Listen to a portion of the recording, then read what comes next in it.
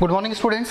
बेटा S block की अपन बातें कर रहे हैं, ठीक है। लास्ट क्लास में मैंने यहीं पे जाके छोड़ा था कि general property of alkali metals.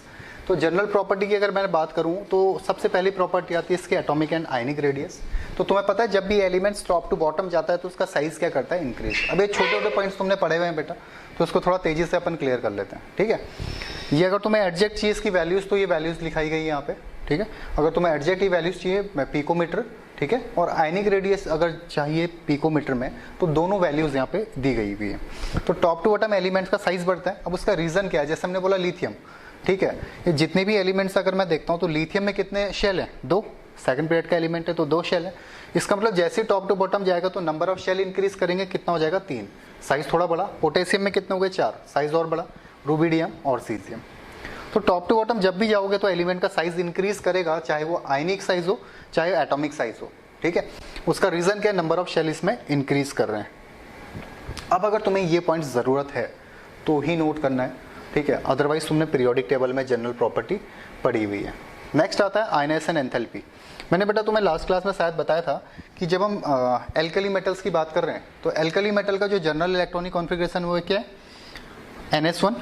तो जैसे हम अगर बात करें सोडियम की, तो सोडियम का इलेक्ट्रॉनिक कॉन्फ़िगरेशन होता है 1s2 2s2 2p6 3s1।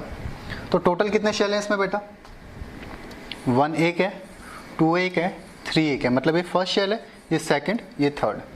तो थर्ड शेल जो है इसका वैलेंस शेल है। अगर इसमें से एक इलेक्ट्रॉन लूज होता है, मैंने बताया था लास्ट क्लास में जाते आते कि ये खुद से चाहेंगे कि इलेक्ट्रॉन लूज हो जाए। थोड़ी सी भी अगर एनर्जी मिलती है तो इलेक्ट्रॉन्स को क्या करेंगे, अपने से लूज कर देंगे, बाहर कर देंगे। तो इसकी जो फर्स्ट आयनाइजेशन एनर्जी है वो क्या होती है बेटा, बहुत कम होती है। बट जैसे इसमें से एक इलेक्ट्रॉन निकलेगा फिर इलेक्ट्रॉनिक कॉन्फ़िगरेशन क्या हो जाएगा, 1s2 2s2 2p6। मतलब ये जो p है, p में टोटल नंबर ऑफ इलेक्ट्रॉन कितने होते हैं, 6। 1 2 3 4 5 6। और ये पूरा का पूरा क्या है, फील्ड है। इसका मतलब यहाँ से इलेक्ट्रॉन्स को निकालना क्या होता है, बहुत ज़्यादा डिफिकल्ट। तो यहाँ से इलेक्ट्रॉन्स को निकालना क्या होगा, बहुत ज़्यादा डिफिकल्ट होगा। तो जब हम फर्स्ट आयनाइजेशन पोटेंशियल की बात करते हैं तो एल्कली मेटल की जो फर्स्ट आयनाइजेशन पोटेंशियल है वो बहुत कम होती है। बट जैसे हम सेकंड आईपी की बात करेंगे तो सेकंड आईपी बहुत ज़्यादा हो जाएगी, हमें बहुत ज़्यादा एनर्जी प्रोवाइड करनी पड़ेगी यहाँ से इलेक्ट्रॉन्स को रिमूव करने में। क्यों, क्योंकि सेकंड आईपी में क्या निकाल रहे हैं इलेक्ट्रॉन, हम 2p6 में से निकाल रहे हैं और p ऑलरेडी फील्ड है और वो स्टेबल है। तो वहाँ से इलेक्ट्रॉन्स को निकालने में बहुत ज़्यादा एनर्जी प्रोवाइड करनी पड़ेगी, ठीक है। तो ये है तुम्हारा आयनाइजेशन पोटेंशियल का ट्रेंड। टॉप टू बॉटम जाओगे एलिमेंट का साइज बढ़ेगा, एलिमेंट का साइज बढ़ेगा, इलेक्ट्रॉन इजीली रिमूव हो जाएंगे। तो top to bottom ionisation potential क्या होगा बेटा, डिक्रीज होने वाला है। एक एक लाइन लिख लेना इसमें, ट्रेंड केवल अगर ट्रेंड भी लिख लोगे चलेगा। जैसे एटॉमिक रेडियस का केवल ट्रेंड उतार लो, एंथैल्पी का केवल ट्रेंड उतार लो, ठीक है। Melting boiling point top to bottom क्या होता है, डिक्रीज कर रहा था। सेम है, अगर ट्रेंड्स की भी बात करोगे तो भी चलेगा। नेक्स्ट पॉइंट वापस से हाइड्रेशन एनर्जी या हाइड्रेशन एंथैल्पी, ये भी हमने कवर किया था। ये कहाँ पे कवर किया था, जब अपन पढ़ रहे थे पीरियोडिक टेबल। 2 टर्म एक साथ आए थे, एक लैटिस एनर्जी की बात करी थी, एक हाइड्रेशन एनर्जी की बात करी थी। हाइड्रेशन एनर्जी का मतलब होता क्या है, जब हम किसी भी आयनिक कंपाउंड को वाटर में डालते हैं, जैसे वाटर का अगर मैं बात करूं क्या होता है, H2O, पोलर कंपाउंड है H+ और OH-। तो अगर मैं किसी आयनिक कंपाउंड को, किसी आयनिक कंपाउंड M+ या M- को वाटर में डालता हूं तो ये क्या करेगा, वाटर के आयंस के साथ इंटरेक्ट करेगा। किसी भी आयनिक कंपाउंड को जब हम 1 मोल आयनिक कंपाउंड को वाटर में डालते हैं तो आयनिक कंपाउंड के और वाटर के जो आयंस हैं एक दूसरे से इंटरेक्ट करेंगे और जो भी एनर्जी रिलीज होगी उसको क्या बोला जाएगा बेटा, हाइड्रेशन एनर्जी। और वाटर को छोड़ के अगर दूसरा सॉल्वेंट वहां पे मैं लेता हूं तो उसको क्या बोला जाएगा, सॉल्वेशन एनर्जी। क्लियर है बात।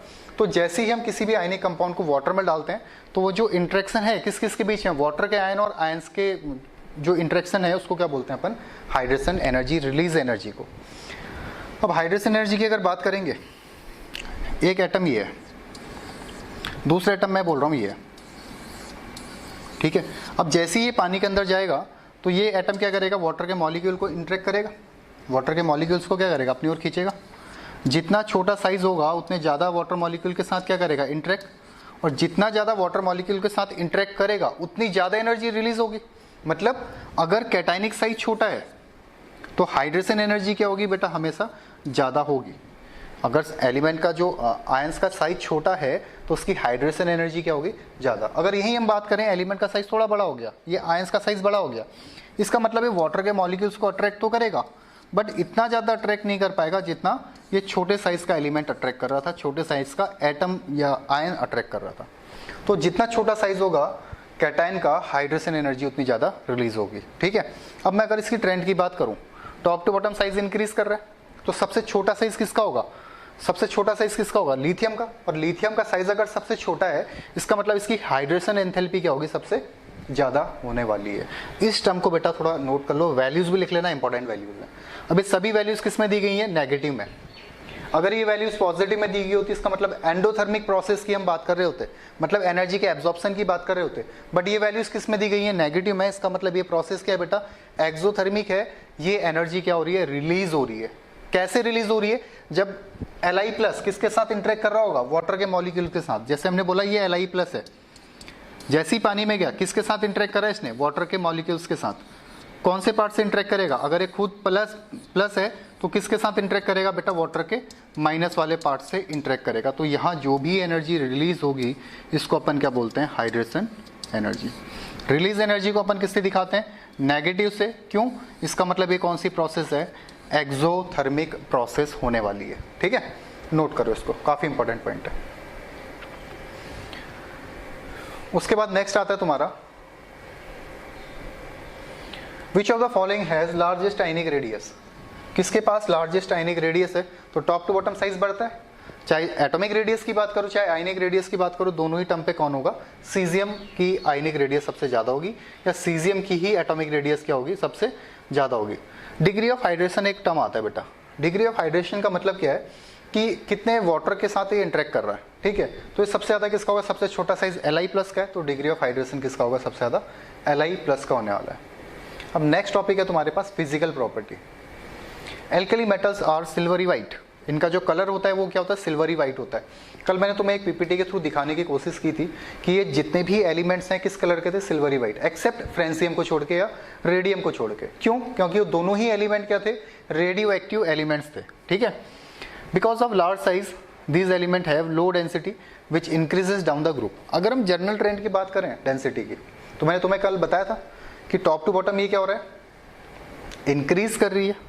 ठीक है, डेंसिटी के बारे में। बट पोटेशियम की डेंसिटी क्या थी? कम थी। किसके कंपेयर में? सोडियम के कंपेयर में। ये वापस से तुम्हें दिखाया गया क्योंकि बहुत ही ज़्यादा इंपॉर्टेंट है, बहुत ज़्यादा इंपॉर्टेंट। जितनी भी प्रॉपर्टी तुमने अभी तक पढ़ी है कल मिला के या जो आज की क्लास में अपन कर रहे हैं, सबसे ज़्यादा इंपॉर्टेंट प्रॉपर्टी अभी तक ये ही तुम्हें देखने को मिलेगी। ठीक है, नेक्स्ट तुम्हारे पास जो आता है तो मेल्टिंग एंड बॉइलिंग पॉइंट कल कवर किया था अपन ने। फ्लेम कलर, ये इंपॉर्टेंट है। फ्लेम कलर सभी बच्चों को बाय हार्ट होना चाहिए। अगर नींद में भी कोई पूछ ले तो भी सोते सोते आंसर दे दो इसका। ठीक है, फ्लेम कलर का पहले तो नोट बना लो। When alkali metal are heated, इसको लिख लो पहले। When alkali metals are heated and added to a jar of oxygen they burn, इसको पूरा लिख लो सब।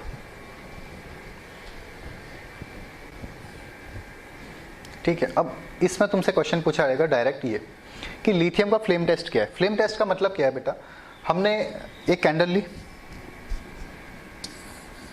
ठीक है, एक कैंडल ले ली, ये टेढ़ी कैंडल होगी बट यार समझ जाना है कैंडल है। अब हम यहाँ पे लिथियम थोड़ा सा ले रहे हैं, तो जैसे हम लिथियम लेंगे तो इसका जो फ्लेम कलर होगा बेटा, ये जो आग टाइप की दिखती है ऊपर, ये किस कलर की हो जाएगी? क्रिम्सन रेड कलर की। ऐसे अगर हम सोडियम की बात करें, यहाँ पे हमने क्या ले लिया? सोडियम, तो ये तुम्हें किस कलर की दिखेगी बेटा? गोल्डन येलो कलर की। किस कलर की दिखेगी? गोल्डन येलो कलर की। क्लियर है बात? कैसे? ये है तुम्हारे पास पहला फ्लेम। कौन सा है? लिथियम का फ्लेम है, तो किस कलर की दिख रही है? Crimson red. इसको लिख लेना, हाथों हाथ बना लेना नोट्स में। सेकंड हम बात कर रहे हैं, अगर हम सोडियम की बात करेंगे, तुम अगर ध्यान से देखोगे बेटा, यहाँ पे शायद अगर दिख रहा ना हो तो देखना, हमारे पास ये क्या है? यहाँ पे एक स्ट्रिप से प्लेटिनम वायर से हम क्या कर रहे हैं? यहाँ पे थोड़ा सा सोडियम यूज कर रहे हैं और इसको जला रहे हैं। तो जैसे जलाएंगे जो फ्लेम आएगी, ये फ्लेम किस कलर की होगी? गोल्डन येलो कलर की होगी। ठीक है, उसका नेक्स्ट है तुम्हारा पोटेशियम। ये होता है पेल वॉयलेट लिखा है, या अगर वॉयलेट भी लिखोगे तो भी चलेगा। ठीक है, पेल वॉयलेट या वॉयलेट कलर। और लास्ट में तुम्हारा आता है अपना रूबिडियम और सीजियम। तो रूबिडियम रहता है तुम्हारा रेड वॉयलेट और सीजियम रहता है ब्लू कलर का। ठीक है, इसको नोट कर लो यहाँ पे। अब डायग्राम बनाने मत बैठ जाना, केवल ये नोट कर लो।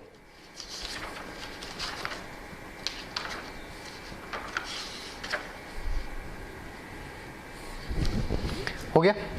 नेक्स्ट, एक्सोथर्मिक प्रोसेस होती है। एक्सोथर्मिक का मतलब क्या है बेटा, एनर्जी रिलीज हो रही है। अब इसमें क्या है, ये अगर कलर दिख रहा है तुम्हें, जैसे एटॉमिक स्ट्रक्चर में पढ़ा होगा तुमने कि क्या करते हैं, एक जैसे अलग अलग टर्म पढ़े थे ना, अल्ट्रावायलेट, ये सब चीज़ें, तो ये क्या होता है, एक विजिबल लाइट को एब्जॉर्ब करती है, तभी जाके तुम्हें क्या दिखता है, सामने कोई कलर दिखता है। विजिबल लाइट बोले या व्हाइट लाइट बोले, उसको क्या करते हैं बेटा, एब्जॉर्ब करते हैं, जिसके कारण तुम्हें क्या करते हैं, यहाँ पे कलर दिखता है। The energy of emitted radiation increasing during the flame test from lithium to caesium. जब भी हम बात कर रहे हैं एनर्जी की, तो सीजियम की एनर्जी सबसे ज्यादा जो रेडिएट करेगी वो सीजियम करेगी, मतलब टॉप टू बॉटम क्या होगा, रेडिएशन इंक्रीज करेगा। कब, ड्यूरिंग द फ्लेम टेस्ट, जब हम किसी चीज को जला रहे हैं, हमने पकड़ा प्लैटिनम वायर में और जलाना स्टार्ट करा, जो फ्लेम का दिख रहा है, फ्लेम टेस्ट दिख रहा है, उसमें जो रेडिएशन है बेटा वो कंटिन्यू इंक्रीज करेगी टॉप टू बॉटम। इसका मतलब सबसे ज्यादा रेडिएशन किस में होगा, सबसे ज्यादा रेडिएशन एमिटेड किस में होगा, सीजियम में। ठीक है। Which alkali metal emitted heist, वापस सेम क्वेश्चन है, हाइस्ट एनर्जी रेडिएशन कौन करेगा टॉप टू बॉटम, सबसे ज्यादा सीजियम। सबसे ज्यादा कौन करेगा बेटा, इसमें जो एनर्जी एमिट करेगा वो सीजियम करने वाला है। क्लियर है बात। नेक्स्ट आता है तुम्हारे पास डेंसिटी ऑर्डर, कल से भी कर रहे हैं, आज भी कर रहे हैं, वापस सेम चीज। ठीक है। उसके बाद आता है तुम्हारा, अच्छा इसको देखना लिखना चाहो तो लिख लेना, अदरवाइज उतनी कोई जरूरत नहीं है। Why alkali metals show low melting and boiling point, क्यों, क्योंकि इनका जो इंटर एटॉमिक बॉन्ड है वो वीक है। मैंने यही बताया था कल क्लास में कि अगर टॉप टू बॉटम जाएंगे तो एलिमेंट का साइज बड़ा होगा और इनके बीच में जो बॉन्ड है वो क्या हो जाएगा, वीक। कौन सा बॉन्ड, इंटर एटॉमिक बॉन्ड, या हम इसको क्या बोलते हैं तुम्हें, मेटेलिक मेटेलिक बॉन्ड या metal metal bond. LI metal on flame test, LI कौन सा टेस्ट देता है, इनको याद कर लेना बेटा बिल्कुल अच्छे से। कौन सा टेस्ट देता है, क्रिम्सन रेड। लिथियम कौन सा देता है बेटा, क्रिम्सन रेड कलर तुम्हें देने वाला है। Which alkali metal emit highest energy, अभी हमने पढ़ा था सीजियम। ठीक है। Which region first A group emit element emit radiation, कौन से रीजन में करेंगे, तो कौन सा रीजन है इसका, विजिबल रीजन। किसमें एमिट करेंगे इसको, विजिबल रीजन में। इसकी तुम्हें ज्यादा जरूरत नहीं है। Chemical property of alkali metals, chemical property क्या क्या है एल्कली मेटल की, तो सबसे जो पहली केमिकल प्रॉपर्टी आती है बेटा, तो alkali metal are highly reactive due to their large size and low ionisation enthalpy. Element का अपने पीरियड में अगर बात करेंगे, एल्कली मेटल का साइज सबसे बड़ा होता है। हमने ही पढ़ा था कि अगर हम लेफ्ट टू राइट जाएंगे तो लेफ्ट टू राइट जाने में क्या होता है, जेड इफेक्ट इंक्रीज करता है, जैसे Li Be BCNOF। तो जब भी लेफ्ट टू राइट जाओगे साइज क्या होगा, डिक्रीज करेगा। डिक्रीज क्यों कर रहा है, क्योंकि इसका जो जेड इफेक्ट है, सब सेम चीज रिपीट हो रही है बेटा पीरियोडिक की। जेड इफेक्ट क्या कर रहा है, इंक्रीज कर रहा है, तो साइज क्या होगा, डिक्रीज करेगा। अब अगर साइज यहाँ पे सबसे ज्यादा साइज लिथियम का है, सबसे बड़ा साइज लिथियम का है, इसका मतलब इसमें से इलेक्ट्रॉन्स निकालना क्या होगा, बहुत आसान होगा। और इलेक्ट्रॉन आसानी से निकल रहे हैं, इसका मतलब जो इसकी आयनाइजेशन एंथैल्पी है बेटा वो क्या है, बहुत कम है, लो आयनाइजेशन एंथैल्पी। तो हम क्या बोल रहे हैं, alkali metal are highly reactive. ठीक है।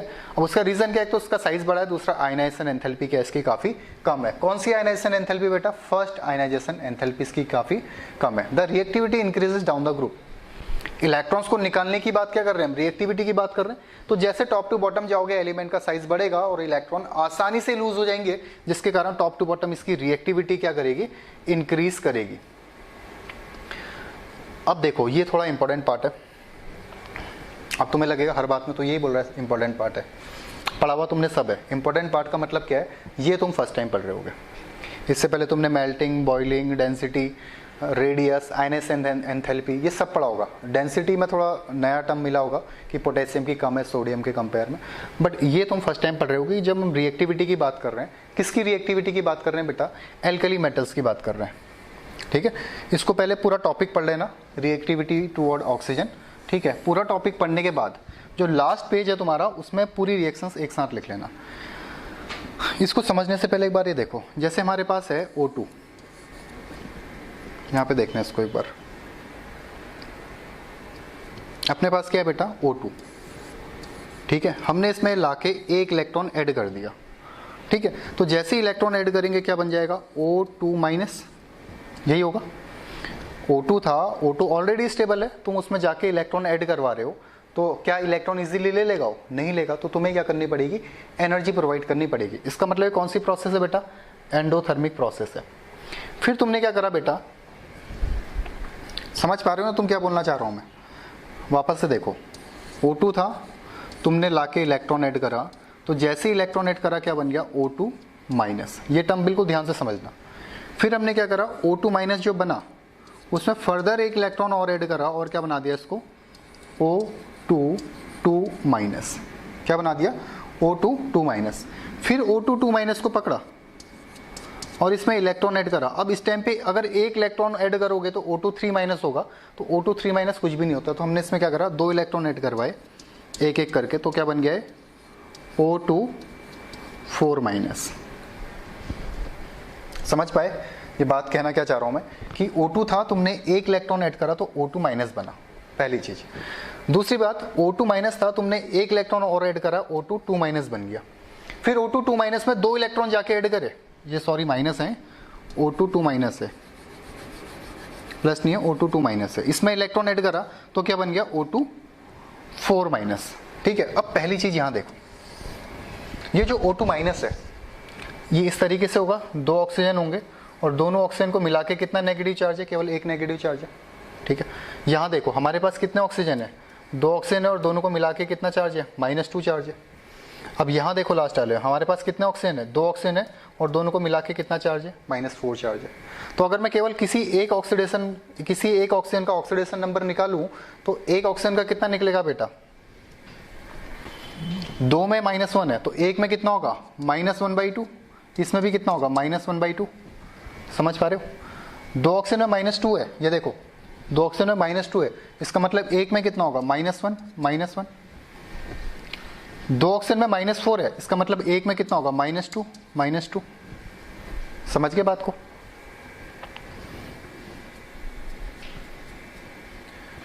यहां एक बार फिर से O2 था, हमने इलेक्ट्रॉन ऐड करवाया, जितना समझ आ गया बहुत अच्छा है, नहीं आया तो वापस से देखना। इलेक्ट्रॉन ऐड कराया, बन गया माइनस, O2 2 माइनस हमारे पास बना, हमने फिर इलेक्ट्रॉन ऐड करवाया, बना O2 2 माइनस। जब हमने O2 में इलेक्ट्रॉन ऐड करवाया एनर्जी प्रोवाइड करनी पड़ी, तो ये क्या थी तुम्हारी एंडोथर्मिक प्रोसेस थी। अब हमारे पास ऑलरेडी O2 माइनस है, मतलब हमारे पास पहले से ही क्या है, नेगेटिव चार्ज है, और तुम उसमें इलेक्ट्रॉन ऐड करवाने जा रहे हो। O2 माइनस है और बाहर से भी तुम माइनस ऐड करवाने जा रहे हो, नेगेटिव चार्ज ऐड करवाने जा रहे हो, तो क्या ये इजीली इसको एक्सेप्ट करेगा, नहीं करेगा। इसका मतलब तुम्हें पहले और दूसरे में अगर देखोगे तो इस वाले में ज्यादा एनर्जी देनी पड़ेगी इस इलेक्ट्रॉन को ऐड करवाने में। समझ पा रहे हो, सेकंड वाली केस में तुम्हें ज्यादा एनर्जी देनी पड़ेगी इलेक्ट्रॉन को ऐड करवाने में। क्यों, क्योंकि O2 के पास ऑलरेडी एक इलेक्ट्रॉन है नेगेटिव चार्ज के साथ, तो अंदर का इलेक्ट्रॉन को रिपेल करेगा, तो तुम्हें ज्यादा एनर्जी प्रोवाइड करवानी पड़ेगी। थर्ड केस में तुमने क्या करा, फिर O2 माइनस पकड़ा, O2 2 माइनस पकड़ा और फिर कलाकारी दिखाई और कितने इलेक्ट्रॉन ऐड करे, 2। तो यहाँ पे तो और ज्यादा एनर्जी देनी पड़ेगी क्योंकि 2 नेगेटिव है, तो यह क्या बन जाएगा O2 4 माइनस। तो सबसे ज्यादा एनर्जी किसको बनाने में देनी पड़ी हमें, इस वाले केस को, लास्ट वाले केस को सबसे ज्यादा एनर्जी यहाँ देनी पड़ेगी। अब मैं तुम्हें यहाँ पे एक चीज बता रहा हूँ कि ये फर्स्ट वाले केस को अगर हम देखेंगे, O कितने ऑक्सीजन है, 2, और चार्ज कितना है दोनों मिला के, -1। इसका मतलब एक में कितना होगा, -1/2। तो एक ऑक्सीजन में कितना हो गया, -1/2। और इस टर्म को बोलते हैं अपन बेटा सुपर ऑक्साइड। क्या बोलते हैं, SUPER, सुपर ऑक्साइड। क्या बोला जाता है, सुपर ऑक्साइड। जब ऑक्सीजन में -1/2 या हाफ चार्ज होगा, -हाफ चार्ज होगा, तो उसको बोला जाता है सुपर ऑक्साइड। ठीक है, इस केस में देखो अपने पास क्या था, O और O, टोटल चार्ज कितना है बेटा, -1 -2, ये दिख रहा है -2। कितने ऑक्सीजन में, 2 ऑक्सीजन में, तो एक में कितना हो गया, -1 -1। और अगर ऑक्सीजन में -1 चार्ज है तो इसको बोला जाता है बेटा पर ऑक्साइड। जैसे H2O2 के केस में तुम देख रहे थे, H2O2 को मैंने क्या बनाया था, HOOH, एक में कितना चार्ज था, -1, इसमें भी क्या था, -1। या तुमने मार्शल एसिड में देखा होगा H2S2O8, जिसका ऑक्सीडेशन नंबर क्या था, +7, बट एक्चुअल में होता कितना, +6। क्यों, क्योंकि परऑक्सी लिंकेज उसमें होता है।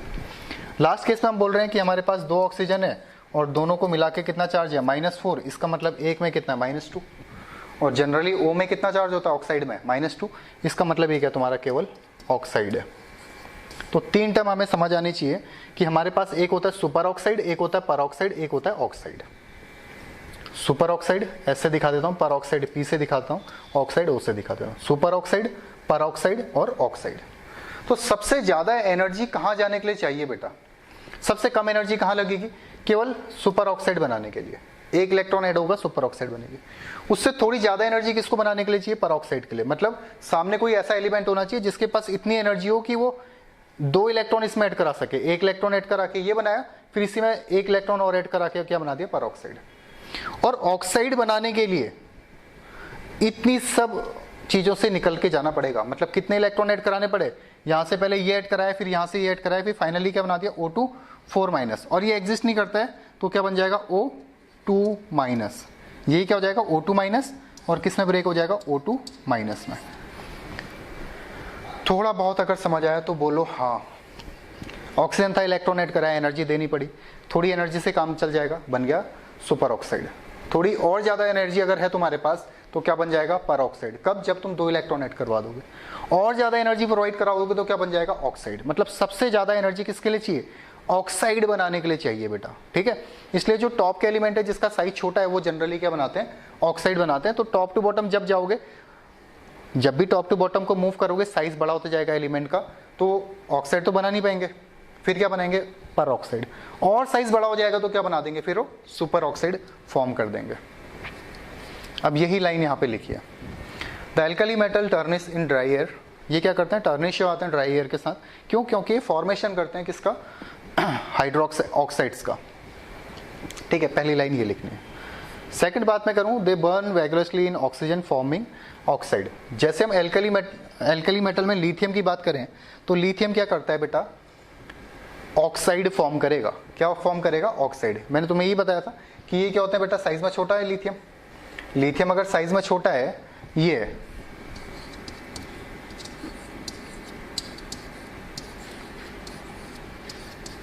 ऑक्साइड बनाने में सबसे ज्यादा एनर्जी की जरूरत है, तो वो काम केवल कौन कर सकता है? लिथियम। तो लिथियम क्या बनाता है? Li2O। क्या बनाता है? Li2O। अब अगर तुम देखो, हमने क्या बोला था? जो ऑक्साइड है, एक ऑक्साइड में कौन सा चार्ज होता है? -2। और अगर -2 है वो क्या होता है? ऑक्साइड। यही बोल रहा हूं। अब देखो Li2O, लिथियम में कौन सा चार्ज है? लिथियम में चार्ज है +1। अपने पास कितने लिथियम है? 2। इसका मतलब कितने चार्ज हैं? +1 +1 +2। अब अगर मैं इस +2 को यहां से बाहर कर दूं तो क्या मिल जाएगा? -2। ठीक है, इसलिए किसमें एग्जिस्ट कर रहा है? Li2O में। ये क्या है? तुम्हारा ऑक्साइड। तो लिथियम फॉर्म करता है ऑक्सीजन के साथ रिएक्ट करके ऑक्साइड। सोडियम की अगर मैं यहां पे बात करूं तो सोडियम फॉर्म करता है बेटा परऑक्साइड। सोडियम क्या फॉर्म करेगा? परऑक्साइड। अगर तुम 2 के 2 Na यहां से निकाल दो तो क्या बच जाएगा? O2-। इसमें क्या था? O2- था ऑक्साइड के टर्म पे, बट यहाँ पे क्या हो जाएगा? O2-2-। तो जो एल्कली मेटल में लिथियम है, लिथियम तो ऑक्साइड फॉर्म करता है, सोडियम क्या फॉर्म करेगा? परऑक्साइड। उसके नीचे जो है पोटेशियम, रूबिडियम, सीजियम, ये सब फॉर्म करेंगे बेटा super oxide, KO2, RbO2, CO2, इस टाइप से। तो एल्कली मेटल में जब ऑक्सीजन के साथ रिएक्ट करते हैं एल्कली मेटल, तो लिथियम फॉर्म करेगा ऑक्साइड, सोडियम फॉर्म करेगा परऑक्साइड, और बाकी इसके नीचे फॉर्म करेंगे सुपर ऑक्साइड। लिथियम केवल ऑक्साइड ही क्यों फॉर्म कर पा रहा है? क्योंकि इसके पास इतनी एनर्जी है कि वो कहाँ तक पहुंच सके? उस ऑक्साइड तक पहुंच सके। और वो मैंने तुम्हें बता दिया, उसके लिए क्या होती है? बहुत ज़्यादा एनर्जी की रिक्वायरमेंट होती है। ठीक है, ये मैंने तुम्हें इससे ठीक पहले दिखा दिया है। अब ये नोट कर लो, ये किस टाइप का ऑक्साइड बन रहा है बेटा? यहाँ पे किस टाइप का ऑक्साइड बन रहा है? M2O टाइप का ऑक्साइड बन रहा है। किस टाइप का ऑक्साइड बन रहा है? M2O टाइप का ऑक्साइड बन रहा है, जहां पे M क्या है? एक मेटल है। नोट हो गया? वीडियो पॉज करके, लिथियम ऑक्साइड, वीडियो पॉज करो, नोट करो। Sodium form monoxide in limited supply of oxygen. अगर लिमिटेड सप्लाई होगी तो क्या बनाएगा? मोनोऑक्साइड बनाएगा। ठीक है, एक्सेस में क्या बना रहा है? परऑक्साइड बना रहा है। ये तुम्हारा परऑक्साइड। ठीक है, उसके बाद आता है तुम्हारा क्या? उसके नीचे के एलिमेंट पोटेशियम और रूबिडियम, ये क्या करेंगे? सुपर ऑक्साइड फॉर्म करेंगे। पोटेशियम है, रूबिडियम है, सीजियम है, सब क्या बनाएंगे? सुपर ऑक्साइड बनाएंगे। What is the nature of oxygen in KO2? KO2 में O2 का नेचर क्या है? ऑक्सीजन का नेचर क्या है? तो हम क्या बोलेंगे? सुपर ऑक्साइड नेचर का है। ठीक है, किस नेचर का है बेटा? O2 is a paramagnetic nature due to 1 unpaired electron in ये। अब ये टर्म तुम कहां पढ़ोगे? ये टर्म जो तुमने पढ़ा, ये कहां पे पढ़ोगे इसको?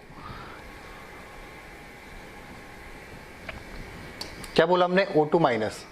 क्या क्वेश्चन पूछा गया है कि KO2 में जो O2 है, जो ऑक्सीजन है, वो किस नेचर का है। तो अगर हम यहाँ से K हटा देंगे, इसका मतलब प्लस चार्ज हटा है, तो रिमेनिंग O में क्या O2 माइनस बन गया।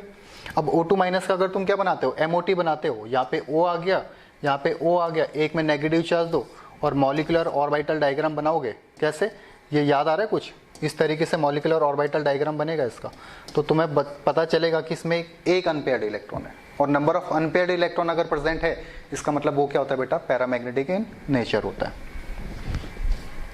ठीक है, तो ये है तुम्हारा question, what is nature of oxygen in KO2, और इसका आंसर है बेटा ये। समझ आ गई बात है, ठीक है, नोट करो इसको।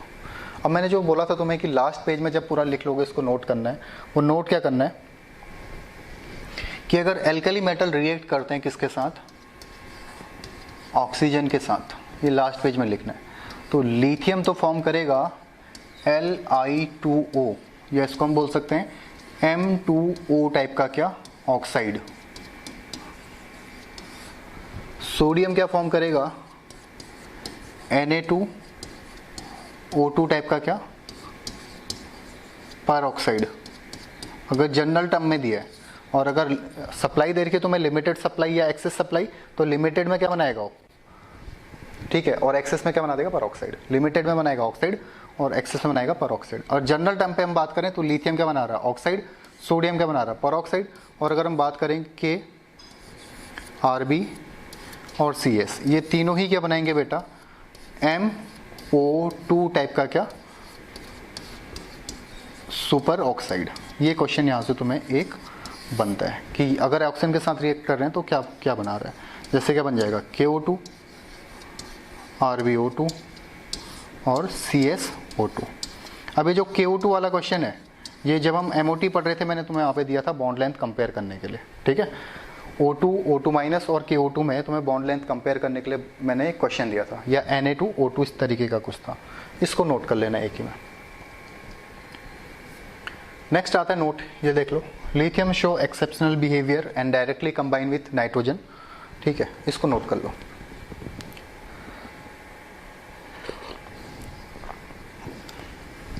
जब भी अपन बात कर रहे हैं एल्कली मेटल्स की, तो इसको कैसे स्टोर किया जाता है, कैरोसिन में।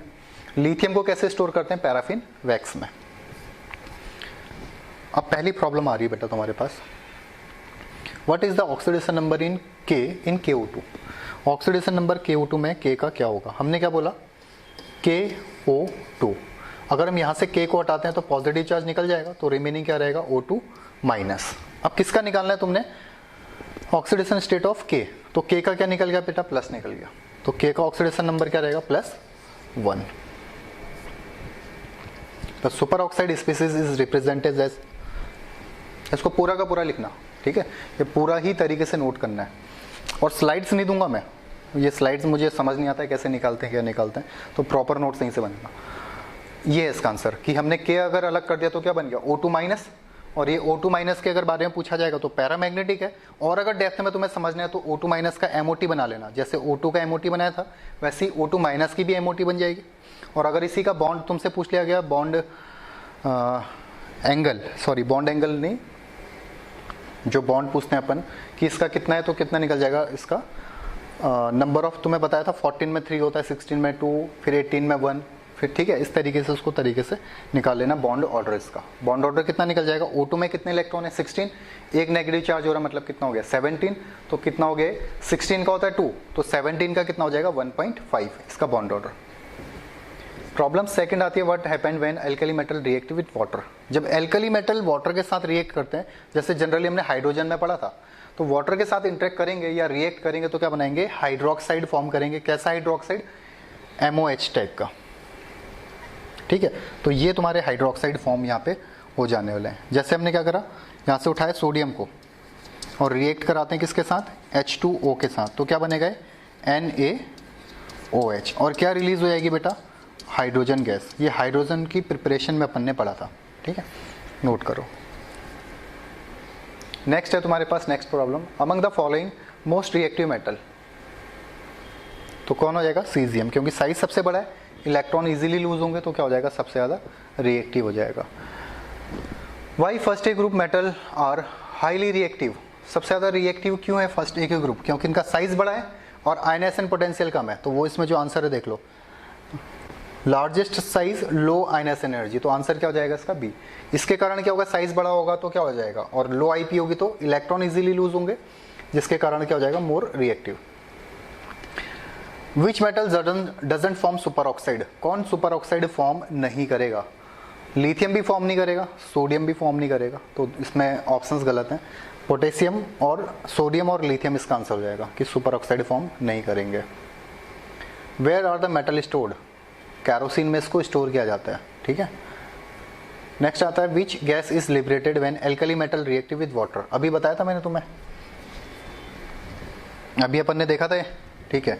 हमने क्या करा था, एल्कली मेटल उठाया NaOH, Na किसके साथ रिएक्ट कराया, वाटर के साथ, तो क्या बना यहाँ पे NaOH। हमारे पास क्या था M, किसके साथ रिएक्ट कराया H2O के साथ, तो क्या बना MOH, एक तो ये बना, प्लस क्या रिलीज हुई यहाँ पे H2 गैस, क्या रिलीज हुई H2 गैस। तो अगर एल्कली मेटल वाटर के साथ रिएक्ट करते हैं, एल्कली मेटल अगर वाटर के साथ रिएक्ट करते हैं तो क्या रिलीज करेंगे, हाइड्रोजन गैस यहाँ पे रिलीज होगी, तो इसका आंसर क्या हो गया बेटा H2। नेक्स्ट है पार्ट 2 करके देखा जनरल प्रॉपर्टीज में, हम केमिकल प्रॉपर्टीज की बात कर रहे हैं, ठीक है। Reactivity toward water, the alkali metal react with water to form hydroxide and hydrogen gas, यही बात अभी हमने जनरल बात करी थी कि अगर एल्कली मेटल वाटर के साथ रिएक्ट करते हैं तो क्या बनाएंगे बेटा, एक तो हाइड्रोक्साइड बनाएंगे, ठीक है, और क्या बनाएंगे यहाँ पे H2 गैस रिलीज होगी। नेक्स्ट है तुम्हारे पास अगर रिएक्टिविटी टुवर्ड वाटर, इससे पहले क्या था, reactivity toward water, okay. The reaction become more vigorous down the group and generally a lot of heat, ये इंपॉर्टेंट है बेटा, थोड़ा ध्यान से देखना। हमारे पास Li के एटम है, ये आयन क्या जाएंगे, वाटर के साथ जाएंगे, तो क्या करेंगे, जैसे ही वाटर के साथ जाएंगे तो Li+ में ब्रेक होगा, और ये जो Li+ है वो किसके साथ जाके ऐड होगा, Li+ किसके साथ जाके ऐड होगा बेटा, OH- के साथ, और क्या रिलीज हो जाएगा यहाँ से H2 गैस।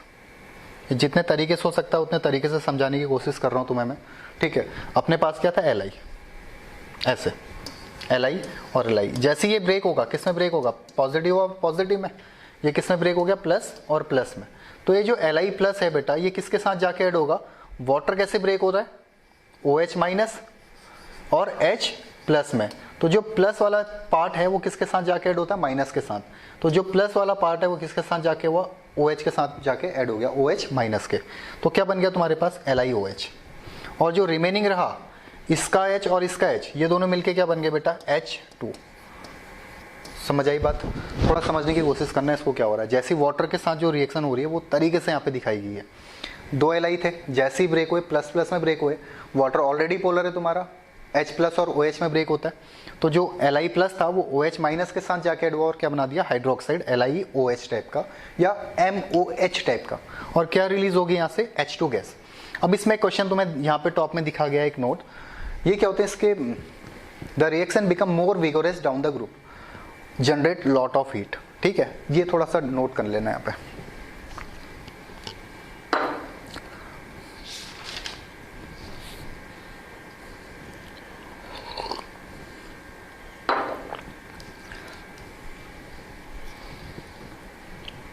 समझ आ गया, अब लिख भी लेना इसमें, रिएक्टिविटी इंक्रीजेस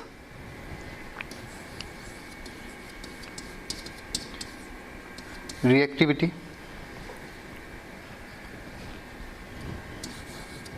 ओके गलत हो गया कुछ, ये बहुत ज़्यादा यूज़ करना आता नहीं बेटा अपन को, ठीक है, तो थोड़ा दिक्कत हो जाता है यहाँ।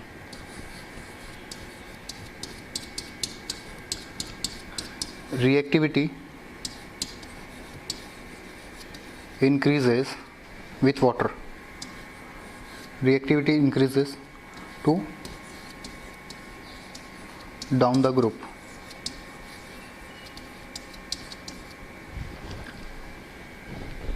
with water, मतलब जब हम जाएंगे lithium, sodium, potassium, rubidium, caesium, तो वाटर के साथ रिएक्टिविटी टॉप टू बॉटम जब जा रहे हैं, डाउन द ग्रुप जा रहे हैं, तो वाटर के साथ जो रिएक्टिविटी है वो इंक्रीज हो रही है, ठीक है। वैसे तुम्हें पता होगा अगर हम सोडियम को डालते हैं वाटर में तो ब्लास्ट करता है, ठीक है, क्योंकि बहुत ज़्यादा क्या है, हीट रिलीज कर रहा है, ऐसी बहुत ज़्यादा एक्सप्लोसिव है। ऐसे जैसे टॉप टू बॉटम जाएंगे तो इसकी रिएक्टिविटी क्या हो जाएगी, बहुत ज़्यादा बढ़ जाएगी। हम केवल सोडियम के बारे में जानते हैं कि सोडियम के साथ रिएक्टिविटी बहुत ज़्यादा होती है वाटर की, बट टॉप टू बॉटम जब मूव करोगे तो इसकी रिएक्टिविटी क्या होगी बेटा, बहुत ज़्यादा इंक्रीज हो जाएगी और ये धीरे धीरे एक्सप्लोसिव होते जाते हैं। तो ये टर्म लिख लेना, reactivity increases to down the group with water.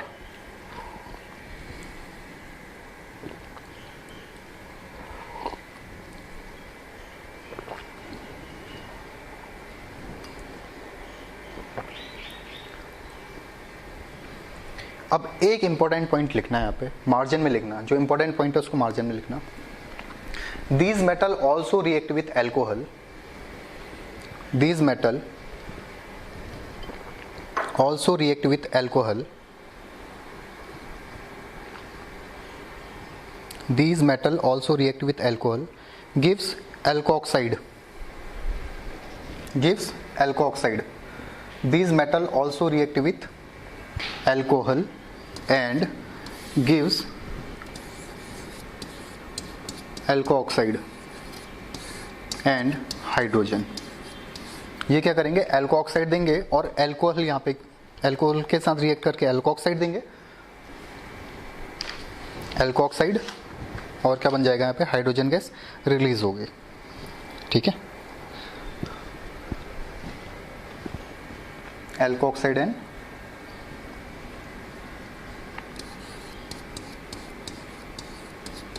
Alkoxide plus H2। जैसे अगर मैं बोलूं कि कोई भी मेटल लिया, तुमने लिथियम ले लिया जैसे, ठीक है, और लिथियम की रिएक्शन करा रहे हो किसी अल्कोहल के साथ, जैसे लिथियम है, इसकी रिएक्शन किसके साथ करा रहे हो, C2H5OH के साथ। वापस से देखना क्या बोल रहे हैं अपन, लिथियम है, इसको रिएक्ट करा रहे हो तुम किसके साथ, C2H5OH के साथ, ठीक है। तो ये देगा क्या तुम्हें यहाँ पे, ये ब्रेक होगा बेटा यहाँ से C2H5O से, कौन से चार्ज के साथ ब्रेक होगा, माइनस चार्ज के साथ। हम 2 ले लेते हैं यहाँ पे, 2 मोल। तो C2H5O माइनस होगा और H किस में ब्रेक होगा, प्लस में। कितने H के साथ होगा, 2 मोल लिए तो 2 H निकल जाएंगे, तो क्या बन जाएगा, H2 गैस तो रिलीज होगी।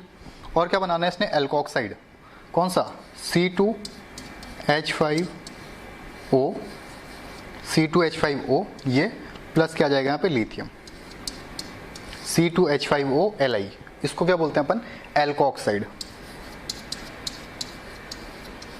एल्कोऑक्साइड लिख लेना है इसको।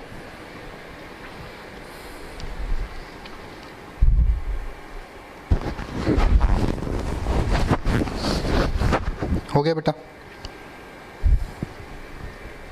ठीक है। This reaction generate alkali hydroxide ion, that is why the group 1 elements are called alkali metals। यही बताया था, जो हाइड्रोक्साइड बनाते हैं ये वाटर सॉल्युबल होते हैं जनरली, इसको क्या बोलते हैं, alkaline, alkali. Why does lithium react with water less vigorously than sodium? मैंने तुम्हें बताया था, जब भी हम वाटर की बात कर रहे हैं, जैसे हमने बोला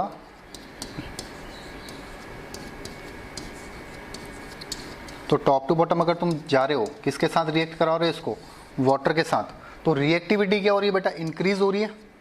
रिएक्टिविटी इंक्रीज हो रही है मतलब अगर मैं केवल लिथियम और सोडियम को यहाँ पे देखूं, अब ये किसकी बात कर रहे हैं अपन, केवल lithium react with water less than sodium, तो सोडियम के कंपेयर में लिथियम कम विगरसली रिएक्ट कर रहा है, ठीक है।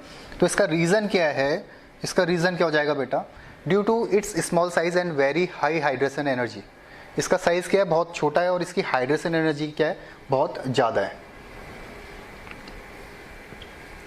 Reactivity of sodium with water, sodium की अगर मैं बात करूं, सोडियम अगर रिएक्ट करेगा, सब चीज़ सेम है बेटा, अब इनको अलग अलग टर्म पे तुम्हें दे दिया है, अदरवाइज सेम चीज़ें हैं, ठीक है। मतलब सिंपल सी, अगर एल्कली मेटल रिएक्ट कर रहे हैं तो क्या बनाएंगे, एल्कली मेटल अगर वाटर के साथ रिएक्ट करेंगे तो क्या बना देंगे बेटा, हाइड्रोक्साइड फॉर्म करेंगे, किसके साथ, वाटर गैस, हाइड्रोजन के साथ, ठीक है। अब एक कुछ क्वेश्चंस हैं, इतना ज़्यादा तुम्हें ज़रूरत है नहीं उसके। नेक्स्ट है केमिकल प्रॉपर्टी अगली, एल्कली मेटल अगर रिएक्ट करेंगे डाई हाइड्रोजन के साथ, मतलब H2 के साथ, तो क्या होगा, all alkali metal hydrides are ionic solid with high melting points. ये अपन ने पढ़ा था एक बार, हाइड्राइड्स के बारे में अगर बात करी थी हमने तो शायद पढ़ा था जब हाइड्रोजन में हाइड्राइड्स के फॉर्म में बात कर रहे थे अपन। एल्कली मेटल आयनिक स्लाइन लाइक या सॉल्ट लाइक, याद आ रहा है कुछ, कि अगर मेटल रिएक्ट कर रहा है किसके साथ, एस ब्लॉक के मेटल अगर हाइड्रोजन के साथ कंबाइन होते हैं उसको क्या बोलते हैं, आयनिक। ठीक है, इसी तरीके से अगर हम देखेंगे तो उसको क्या बुलाता है, आयनिक solid with high melting point. अगर आयनिक गैस का मतलब क्या होगा, मेल्टिंग पॉइंट बहुत ज्यादा होगा और सॉलिड क्रिस्टलाइन ये फॉर्म करने वाले हैं। ठीक है, रिएक्टिविटी टुवर्ड हैलोजन, अगर हैलोजन के साथ हम देखेंगे तो हैलोजन के साथ अगर ये रिएक्ट करते हैं बेटा, तो हैलोजन के साथ रिएक्शन में क्या करते हैं, हैलाइड फॉर्म करते हैं। क्या फॉर्म करेंगे, हैलाइड।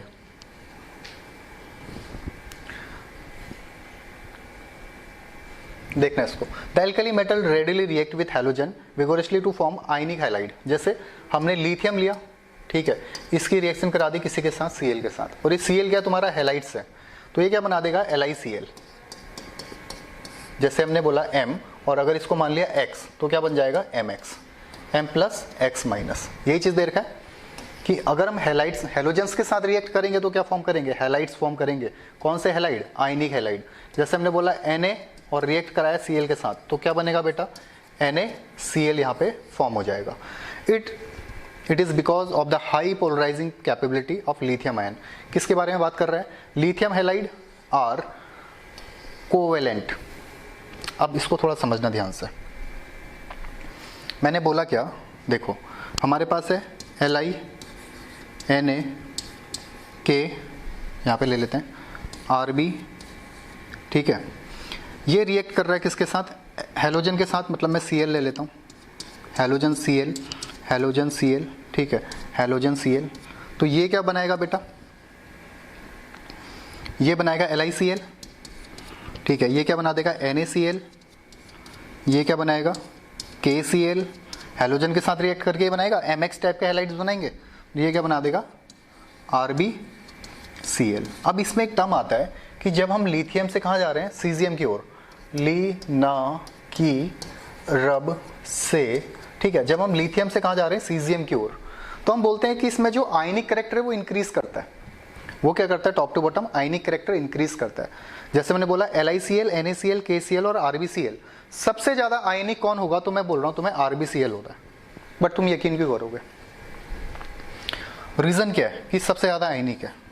एक टर्म आया था तुम्हारी जिंदगी में, फजांस रूल।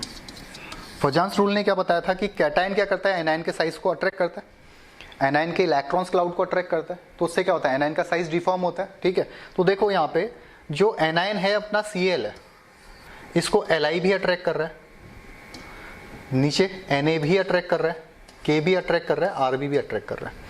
तो सबसे ज्यादा Cl के जो सबसे ज्यादा हैलोजन है, सबसे ज्यादा हैलोजन के इलेक्ट्रॉन्स को कौन अट्रैक्ट करेगा बेटा, Li। क्यों, क्योंकि इसका साइज सबसे छोटा है, ऐसे ही होता है ना। ये क्या करता है, इसके इलेक्ट्रॉन्स क्लाउड को अट्रैक्ट करता है। कैटायन का साइज जितना छोटा, इलेक्ट्रॉन्स क्लाउड को उतना ज्यादा अट्रैक्ट करेगा, और इलेक्ट्रॉन्स क्लाउड को जितना ज्यादा अट्रैक्ट करेगा, इसका मतलब इसका कोवेलेंट कैरेक्टर उतना ज्यादा होगा। कोवेलेंट कैरेक्टर क्या होगा उसका, उतना ज्यादा होगा। तो सबसे ज्यादा अट्रैक्ट कौन कर रहा है, लिथियम, तो इसका कोवेलेंट कैरेक्टर सबसे ज्यादा होगा। और अगर कोवेलेंट कैरेक्टर सबसे ज्यादा है तो इसका आयनिक कैरेक्टर क्या होगा, सबसे कम होगा। तो सबसे टॉप टू बॉटम को अगर जा रहे हैं तो अट्रैक्शन की पावर कम हो रही है, साइज बड़ा हो रहा है एलिमेंट का। ठीक है, कैटायंस का साइज छोटा होते नहीं बड़ा होते जाएगा, उससे क्या होगा, कोवेलेंट कैरेक्टर डिक्रीज करेगा। बट अगर हम किसकी बात करें, आयनिक कैरेक्टर, तो ionic character top to bottom क्या होगा बेटा, इंक्रीज होने वाला है। और ये जो LiCl है, ये क्या हो जाएगा तुम्हारा, कोवेलेंट नेचर का। क्या हो जाएगा, कोवेलेंट नेचर का। समझ पाए बात क्या बोल रहा हूँ, नोट करो इसे, पूरा ही नोट कर लेना है, Li Na K Rb, ठीक है। और ये चीज भी देख लेना और साइड में लिख लेना, due to Fajans rule, due to Fajans rule, due to Fajans rule. Video pause करो और लिखो इसको।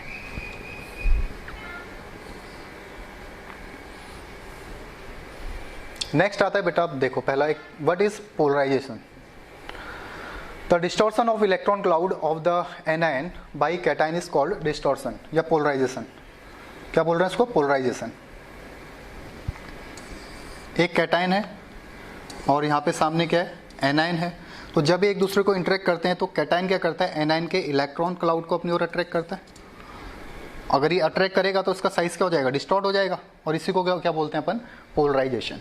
ठीक है, ये कैटायन एनायन के इलेक्ट्रॉन क्लाउड को जितना ज़्यादा अट्रैक्ट करेगा इसका कोवेलेंट कैरेक्टर उतना ज़्यादा बढ़ता है, और ये हमें बताया है किसने, फजांस ने। अगर थोड़ा सा भी पीछे चीज़ पड़ी होगी तो तुम्हें ये बातें समझ आ जाएंगी। अब तुम्हें समझ आ रहा है, वैल्यू समझ आ रही है पीरियोडिक टेबल की, केमिकल बॉन्डिंग की, सब चीज़ें वही हैं आगे बेटा। अगर पीरियोडिक किसी ने अच्छे से पढ़ी है तो सेम चीज़ रिपीट हो रही है।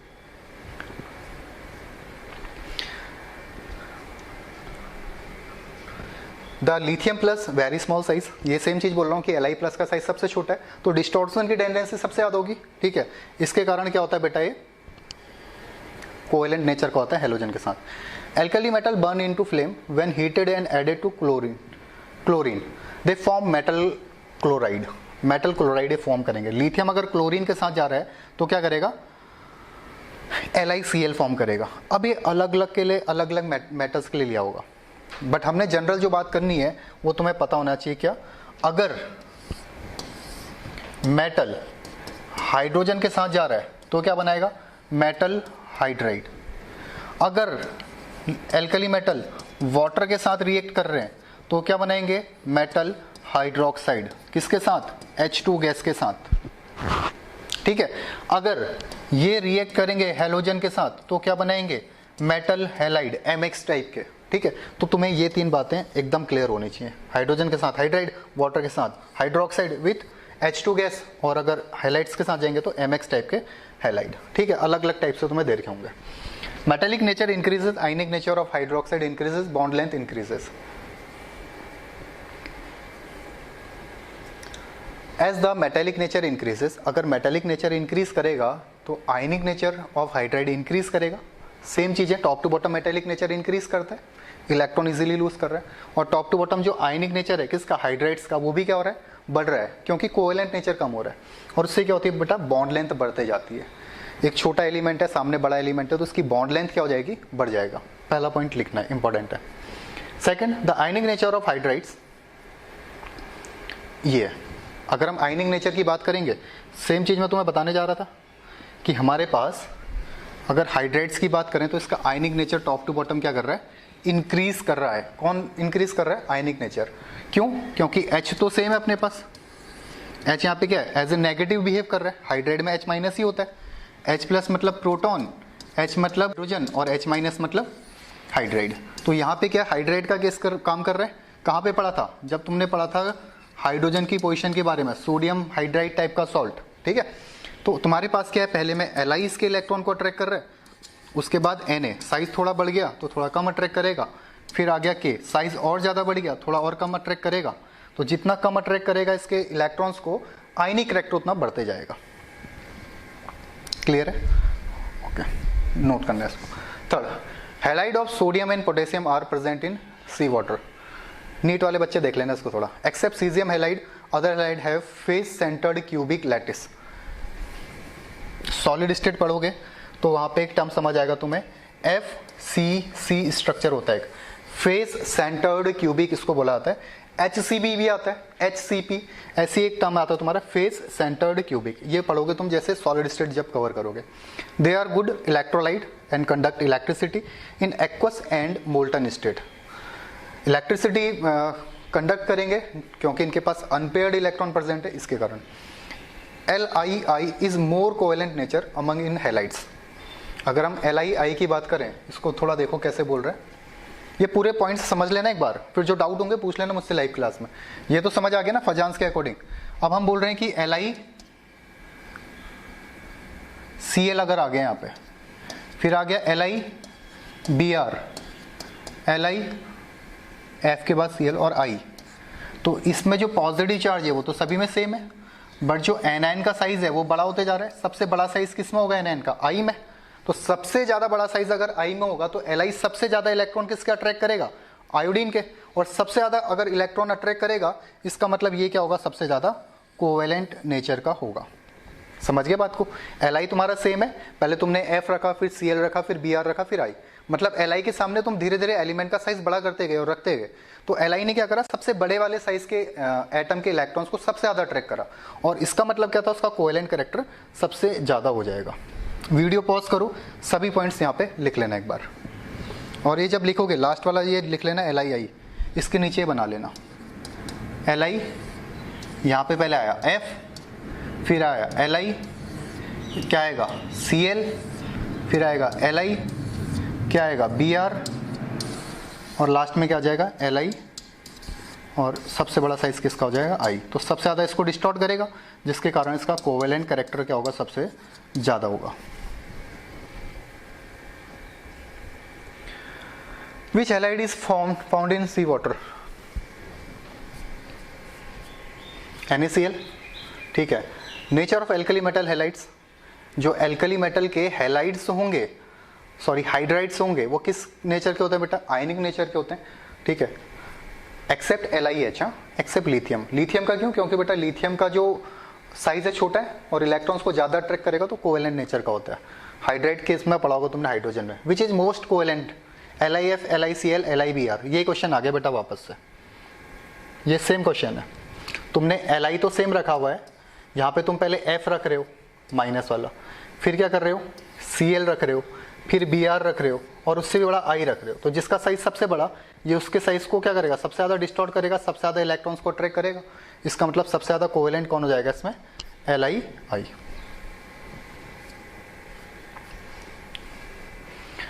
चलो आज के लिए इतना काफ़ी है, मिलते हैं नेक्स्ट क्लास में। इसके कुछ और प्रॉपर्टी हैं, जैसे कार्बोनेट के साथ रिएक्शन है, ठीक है, वो सब करते हैं नेक्स्ट क्लास में। तो इससे पहले बेटा तुम हैलाइड्स की फजांस रूल थोड़ा तरीके से देख लेना। फजांस रूल जिसको समझ नहीं आएगा वो थोड़ा पीछे के टर्म पे फंसेगा, फिर ये सब कैसे हो रहा है। तो फजांस रूल के बारे में एक बार देख लेना कि फजांस रूल ने एक्चुअली में बताया क्या था, वापस से देख लो। मैं तुम्हें बता देता हूँ एक टर्म में कि फजांस रूल तुम्हें क्या बता रहा था कि कैटाइन क्या करता है, एनाइन के इलेक्ट्रॉन्स क्लाउड को अट्रैक्ट करता है। ये जो कैटाइन है ये क्या कर रहा है, इलेक्ट्रॉन्स क्लाउड को अट्रैक्ट कर रहा है। किसके इलेक्ट्रॉन्स क्लाउड को, एनाइन के इलेक्ट्रॉन्स क्लाउड को। जैसे हमारे पास यहाँ पे Li है, फर्स्ट टाइम तुमने रख दिया F, हमारे पास अभी भी Li है, तुमने क्या रख दिया यहाँ पे Cl, हमारे पास अभी भी Li है बट सामने क्या रख दिया तुमने Br, अपने पास अभी भी Li है, साइज तो सेम है बट यहाँ पे क्या रख दिया तुमने I, ठीक है। तो Li क्या करेगा बेटा, सबसे ज्यादा अट्रैक्ट किसको करेगा, जिसका साइज सबसे बड़ा है। सबसे बड़ा साइज है, इसका मतलब नहीं इलेक्ट्रॉन्स पे सबसे कम होल्ड है, तो इसके इलेक्ट्रॉन्स क्लाउड को अट्रैक्ट करना स्टार्ट करेगा, सबसे ज्यादा इसको अट्रैक्ट करेगा। मतलब पोलराइजेशन पावर सबसे ज्यादा किसकी होगी, यहाँ सबसे ज्यादा पोलराइज होगा ये। तो जितना ज्यादा साइज डिस्टॉर्ट होगा, इसका मतलब इसका कोवेलेंट कैरेक्टर उतना क्या हो जाएगा, बढ़ जाएगा। अगर ये समझ नहीं आया तो एक बार पीछे जाना और फजांस रूल की वीडियो देख लेना। फजांस रूल मिलेगा तुम्हें CB में, केमिकल बॉन्डिंग में, CBSE में मतलब केमिकल बॉन्डिंग के अंदर, एक बार इसको देख लेना, ठीक है। और ये जैसे ही समझ आ गया तो ये जितनी पीछे की प्रॉपर्टी आ रही है तुम्हारी, ये सब की सब तुम्हें क्लियर हो जाएंगे, ठीक है। चलो बेटा मिलते हैं नेक्स्ट क्लास में। एक लास्ट स्लाइड देख लो, तुम्हारे लिए है। बहुत बहुत धन्यवाद तुम्हारा, थैंक यू, बाय।